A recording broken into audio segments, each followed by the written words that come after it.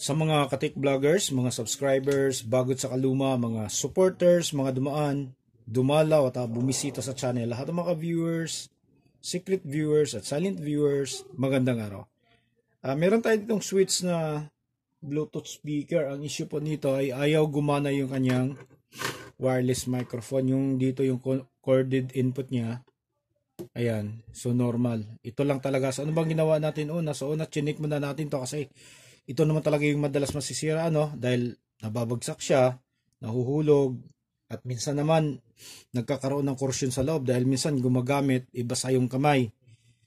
So chinek natin yan, okay yung kanyang voice coil, buo siya, tapos yung board naman, minsan kasi kapag nalalaglag, mayroong nababasag o natatanggal ng mga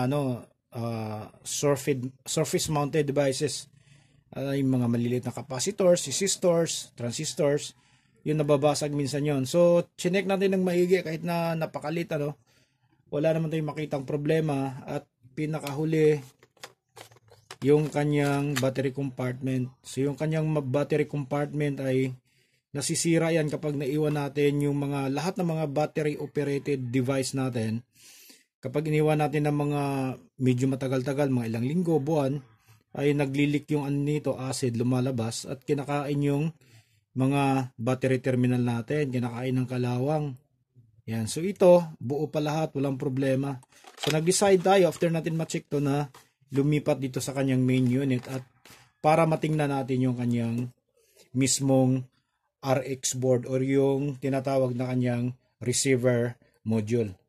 Okay, so binuksan natin to.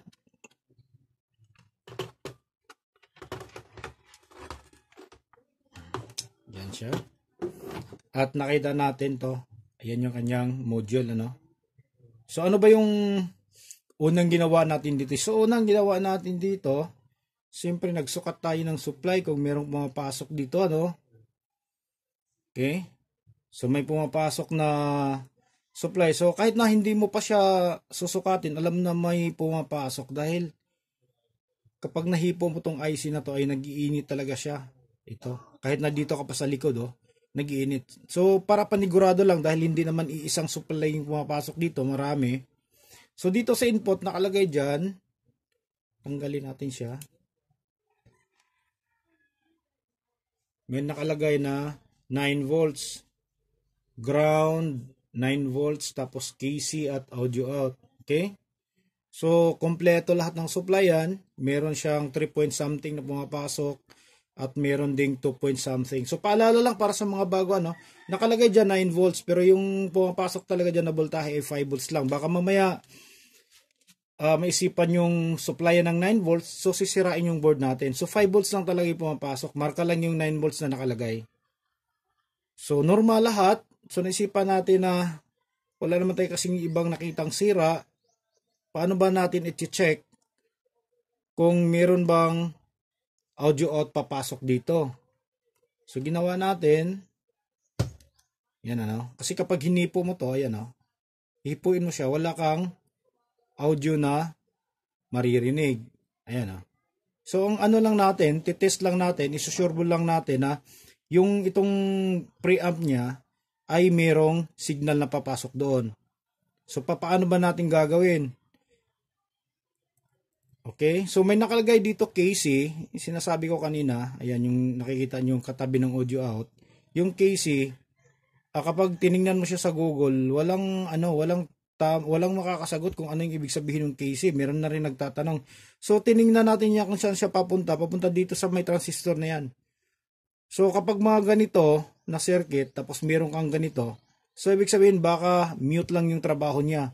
So, ang ginawa ko, para malaman ko kung may audio ba na papasok doon, tinanggal natin yung KC terminal. Ayan Ayan ulitin natin, Ayan wala.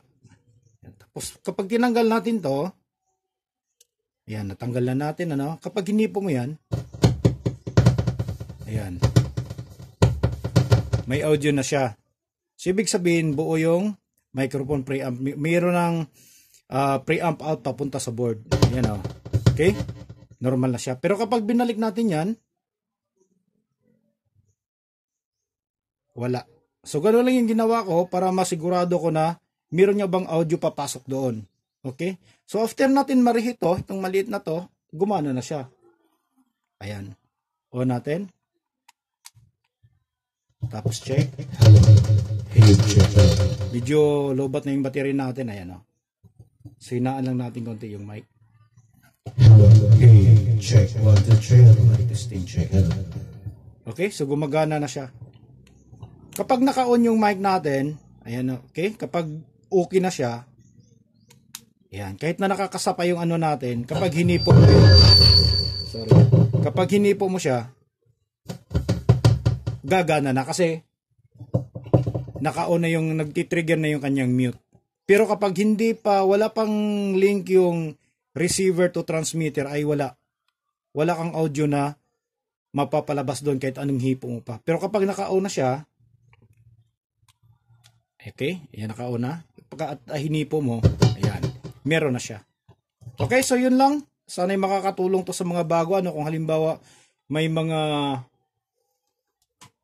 ganito kayong problema, susubukan nyo lang i-reheat to.